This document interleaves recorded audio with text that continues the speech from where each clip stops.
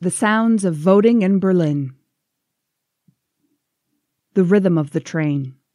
The swish of fabrics, zippers zipping every 10 minutes as the travelers check and recheck that they still have their cédulas. No cédula, no vote. They laugh at each other's nervousness, 5 ticos who've joined forces for the 6-hour round trip from Frankfurt to Berlin. Out in the cold, where the line spills out of the building and along the street, another round of sounds emerges. Familiar accents, jokes about politics, but never bitter. The little negotiations of a long wait, the holding of spots as people nip out for a coffee or snack. Another sound, another rhythm has drawn her here today to this bit of sidewalk, just steps from the spree. The particular gait with which her great-grandfather used to walk. He was almost killed in 1944 when he was carrying ballots to Alajuela in an election whose unrest Costa Rica has never seen since. For the rest of his life, he dragged one foot, never regained full mobility in one hand, the cost of defending suffrage. His descendants never forgot it. No distance to travel would seem too far for them, no line too long, when they thought back on what he gave so that votes, once cast, would not be cast aside.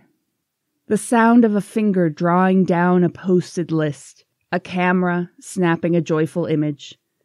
Today, as she finds her name among the 900 Costa Ricans registered to vote in Berlin, she's alone for the first time in her voting life. Above and below her on the list, there are no siblings, no cousins, no aunts and uncles voting on the same day, in the same place. But she's not alone, even here. I was with so many new friends and a little family that we made in those 6 hours to and from Frankfurt, she says.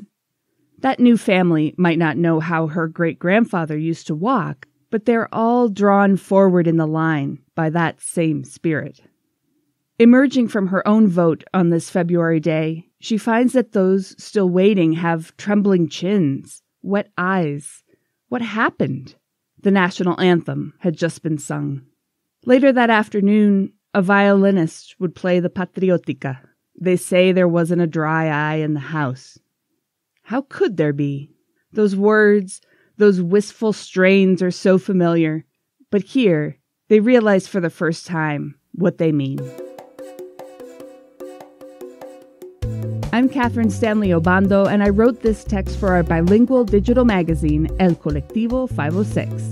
It was inspired by Karla Hernández and her memories of participating in Costa Rica's elections from Berlin, Germany in February 2022. Her great-grandfather, Genaro Carvajal, was among a group of men transporting electoral material to a counting station on February 13, 1944, when pro-government forces demanded that they turn over the material. When they refused, one man, Timoleón Morera, was killed.